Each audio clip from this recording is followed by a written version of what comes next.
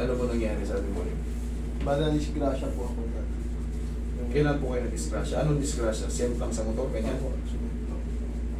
Ngayon, ilang buwan na yan? O ilang taon na? Isang taon na po nung December. Isang taon na nung December. Nagpa-check up po kayo? May lumabas po ba ng mga x-ray sa inyo nung nag-disgrasya kayo? Bali di po ako x-ray. Kasi nagagalaw po naman po. O hindi po kit nagagalaw, siyempre. Pag nalimitahan, ibig sabihin may mali. Kaya, Hindi po kayo napa-x-ray. Isang taon na, kita nyo, hindi pa rin kayo naka-recover. Sa totoo lang, kung may mga, sa totoo lang, pag proportion yung, kunyari, fracture, ang duration po niyan, 3 to 6 months, okay na yung fracture, naghihilom yun.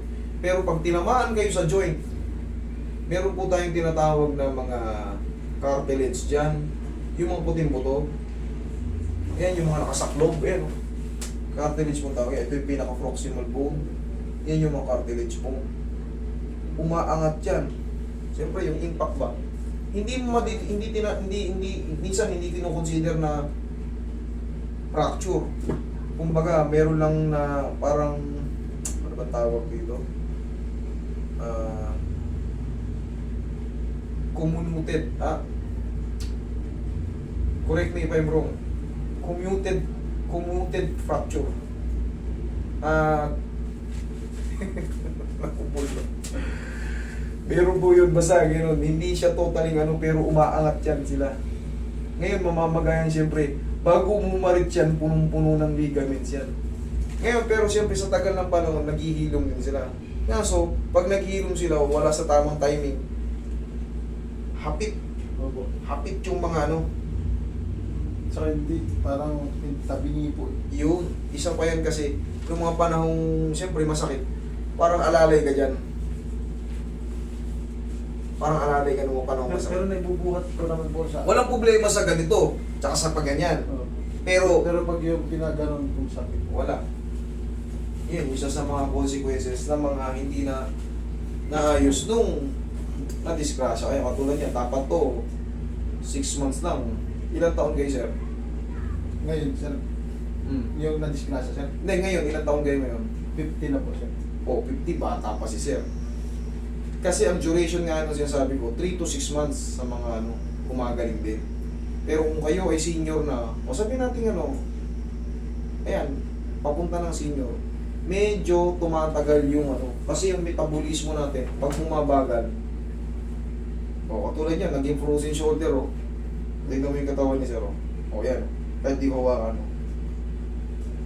sumusunod. Dapat kasi, yan, yun, kahit siya lang mag-angat, abot yung likod. Pero ito, yung build up dito, hindi lumulubog dito, nagbi-build up dito yung muscle. Tignan mo yung dito mo, lulubog. Ito, hindi magbi-build up yung muscle, ito lulubog. Relax na.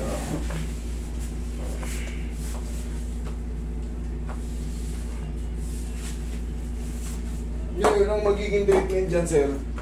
Nakapakat kasi yung tinatawag nating head humerus dyan. Nakapakat yan sa mga glenoid. Yun ang iaangat natin. Yun ang iaangat natin.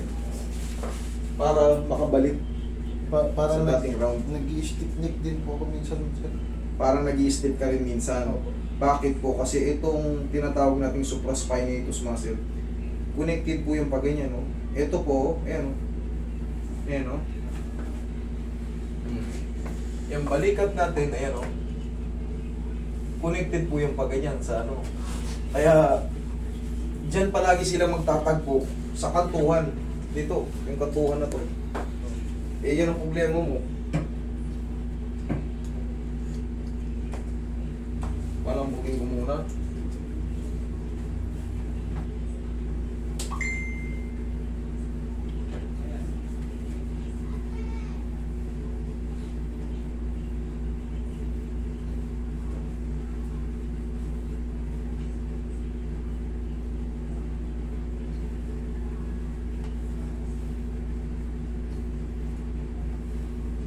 Anong nangyari kay Lawrence? Ba't di tumatawag? Tawagan mo nga si Lawrence. Tawag pa yun. Bakit? Gising. Kasi ngatik yun. Para malaman kung makapasok siya kasi si hindi pa pumasok. Kahit nilalag na kung mapasok. Pero kung hindi papasok anak ko, kahit di siya pumasok, okay lang. Sir, tama kayo sir.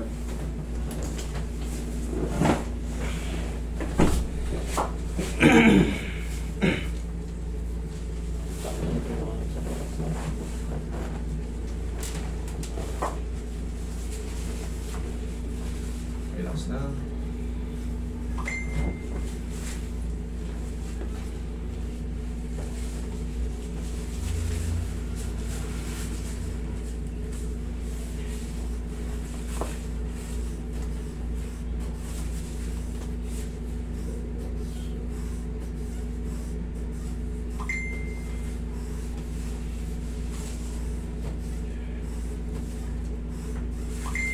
Damay mo na yung buong likod ni sir para lumambot yung mga muscle.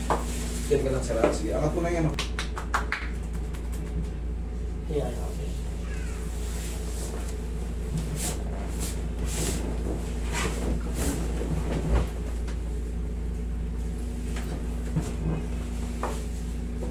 Tapos may pala kami.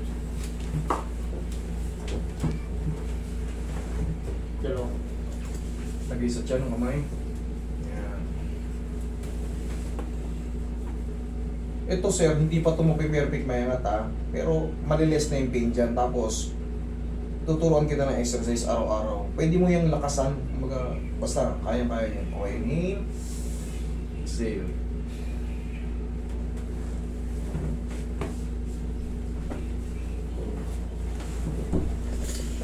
Wala kasing ano eh, wala kasing, o dyan ka muna saglit ha. Wala kasing, wala yung piles mo eh, yung mga ano. Yun nga yun eh, sa mga semplang, yung tinatawag na comminuted fracture. Hindi siya talagang ano, hindi siya na-displace, hindi siya ano. Pero umangat lang siya, pero malaking epekto yun. Kasi hindi ka naman talaga dapat magkaka-frozen kung hindi ka na-disgrasya eh.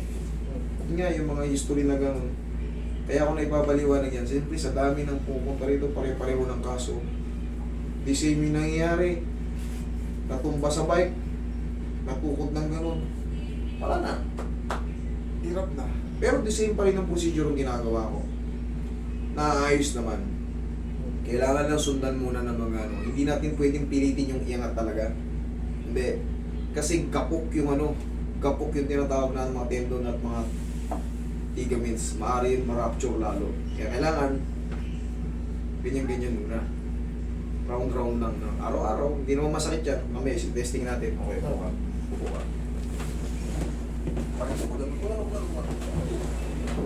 Roy. Okay lang mo yung tissue. Relax na. Kailangan natin maangat yung sa gitna. Kaya naman, hindi masakit. Oh. Okay. Tapos, dalawang pitik na lang to.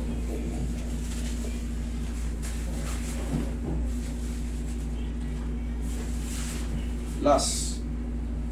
Relax lang sa iyong labanan.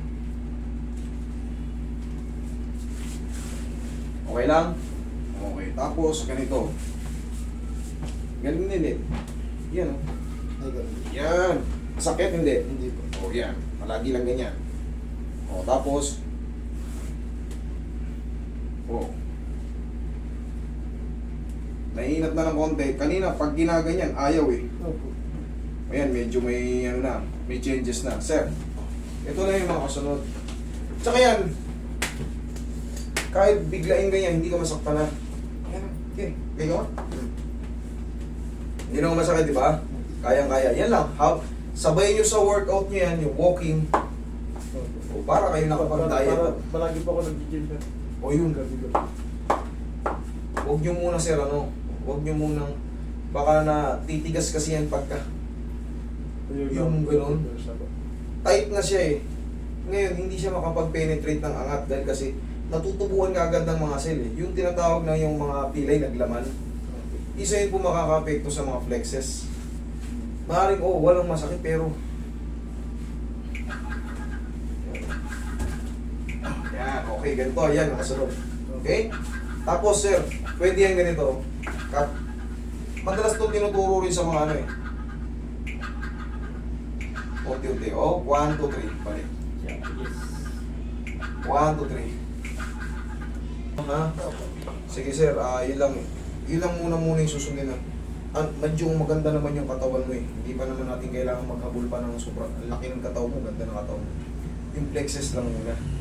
Kasi pag yan, siyempre, pag nag-gym tayo, talaga yung Babaras po ako, sir, pwede rin. pwede yun, paras. Okay? Pero, siyempre, tansyahin mo kasi kapok pa yan, paunti-unti muna tayo. Minsan po lumalagotok pagka... Oo. Paunti-unti muna. Oh, may pain na 1, 2, 3 balik. Okay, hanggang sa ma-perfect mo na yan. Ang mahalaga, wala nang masakit. Okay, sir? Thank you so much. Saan po dito na? Yun po. Tapos, saplo-saplosan nyo ng pau.